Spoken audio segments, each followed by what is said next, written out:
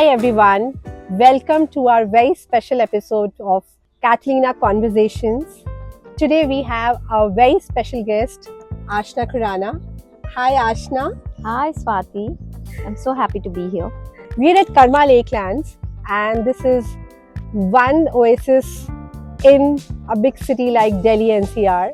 Ashna is a remarkable entrepreneur, the creative and marketing director at Karma Lakelands, and a devoted mom to a lovely toddler girl.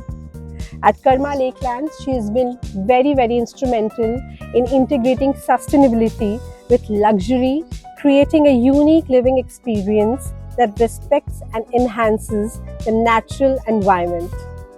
Today, she is here to share her journey of motherhood, entrepreneurship, and her vision for a sustainable future. Ashna, it's certainly wonderful to have you today here. Thank you so much for choosing me. My pleasure.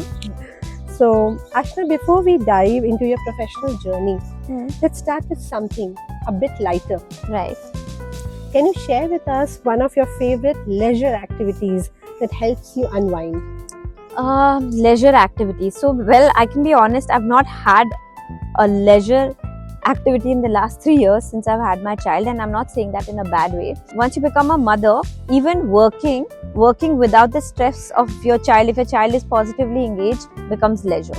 So I would say just actually coming back to work has been like a leisure activity for me, because I've not taken up dance or anything or any of the hobbies that I'd imagined that I would, but life has its own ways of changing things, turning and twisting once you have a baby. And of course my work entitles me to design a lot, and I love that.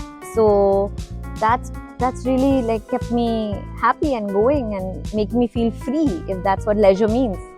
Wow, simply a very different viewpoint on what leisure means after becoming a mother. So being a mom is a full-time job, definitely. Yeah, goes without saying. And can you tell us about a recent fun moment that you shared with your daughter that brought a smile to your day? There's so many. Like every time I talk to her, she says the other night while I was putting her to bed, I feel like that moment is so sensitive. She's half sleepy and she just out of nowhere tells me, "Mama, you know, if I could choose a mama again, I would choose you." And I was like so just touched. Like, how does a 3-year-old say that? And how does she say, if I could choose a mama again, I'd choose you? So I felt very validated, and I felt good about my journey, because that was not a particularly easy day where easy choices were made as a mother. There was a day where I had to be strict about a couple of things. I had to say a couple of no's, and with all the strictness and all the no's, when the child says, "I still choose you," and like, that's your winning moment. The major winning moment. Like, I slept a happy person who felt she's achieved the world. I mean, we can achieve so many awards, but that was my award. Wow. Yeah, that was my Oscar winning moment. Such a great perspective to life. So definitely, as seen from the work that you've been doing, you've integrated sustainability really well in your business model at Karma Lakelands. What inspired this focus, and how it has influenced your lifestyle choices as well? Of course, when you study sustainability and you live in a place that is all about sustainability, there are some choices that you can't make. And how it changed me is, I just had Lila's 3rd birthday. We kept that birthday as sustainable as we can. There were no balloons. I thought that was impossible to have a child's birthday without balloons, but I read about the impact it has on the sea animals and some other species, and I decided ki I know it's impossible, but I'm gonna find myself a team that can support me put together a very sustainable birthday which still looks great, and it looks like nobody should be able to say ki I've compromised on anything for the children. So very well said, because you know what, I believe the world we are living in is very different, especially for our children. Goes without saying that balancing career and being a doting mother definitely needs a strategic planning, time in advance. What does a typical day look like, and how do you get all that balance in your life? So my typical day, Monday to Friday, is I drop my daughter to school. She has to reach at 8:30. I come back, and that's the time I'm on. If I have got any calls, video calls, anything. Then around 12:30 I go pick her up. Certain point after I pick her up, I don't take any work calls. I don't respond to anybody for a bit because I spend time just focusing on what her day was. I mean, I don't blast her with questions by asking her what her day was. I just be with her, and I'll over time figure out whether she's in a good mood, bad mood, good day, bad day. And then around 3:30 onwards, her evening classes start, and I'm very, very big on structure.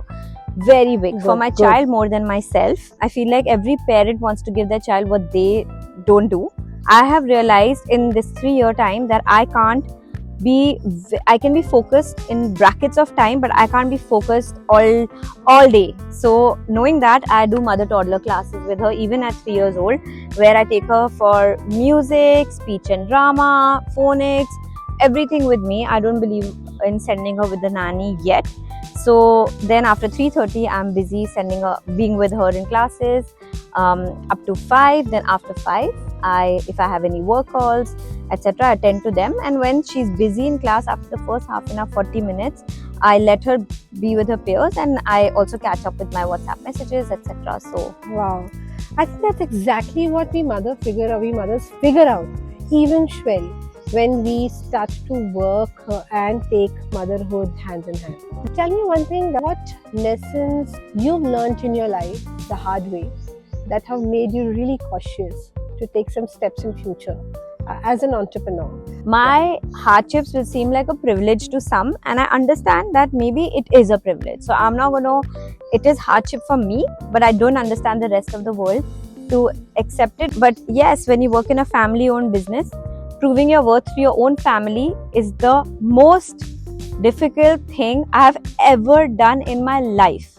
Maybe for some it's easy, but for me it's been an uphill journey, which has taught me a lot, because it has taught me that maybe my parents are not watching, but God's watching. So I better still keep working hard and this should not be my thing to get validated from the family that I work with. That's not my end goal anymore, and I've learned that. And my end goal is to see my brand do well.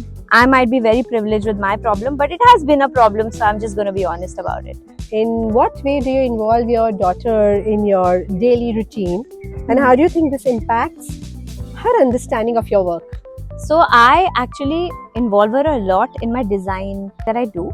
Whenever there are 2 fabrics, both of them work for me, I always ask her, Laila, which one would you go for? So I know if she picks A or B, it's not going to jeopardize my universe of planning that I've done with all the mood boards and color scales and everything I've gone through. So she thinks, wow, mama, already I've designed this, I've done this.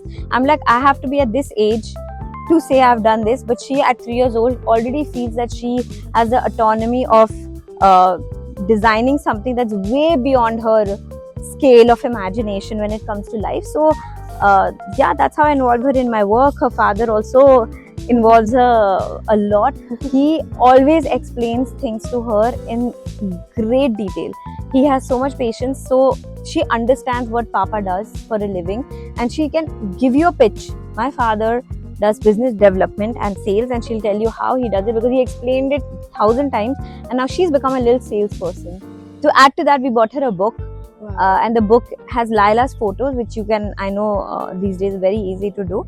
Actually, my mother got it for her, where it says Laila can be anything. So she plays every role in that book. And in the end, we ask her, what do you want to be? And she obviously, in the end of the day, chooses something that her mother or father is, because she has a deep understanding of her careers. Yeah. How do you foster a supportive culture for other working mothers within your organization?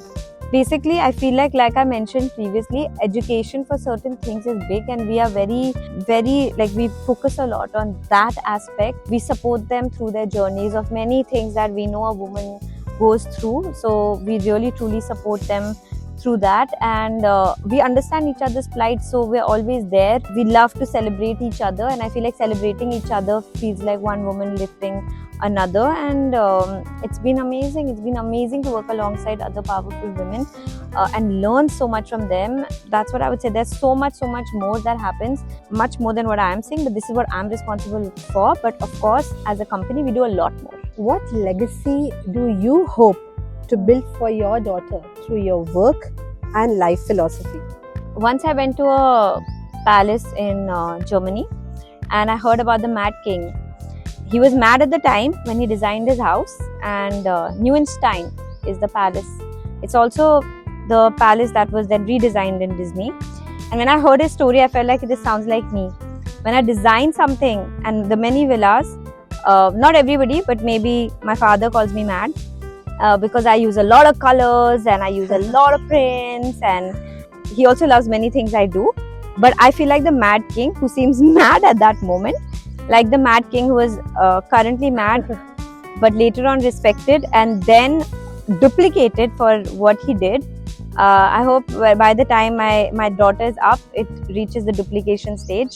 I'm currently very happy to take the position of the Mad King, and I'm very happy for this opportunity of having this place where I can go crazy with my designs and all the support that my family gives me to do it.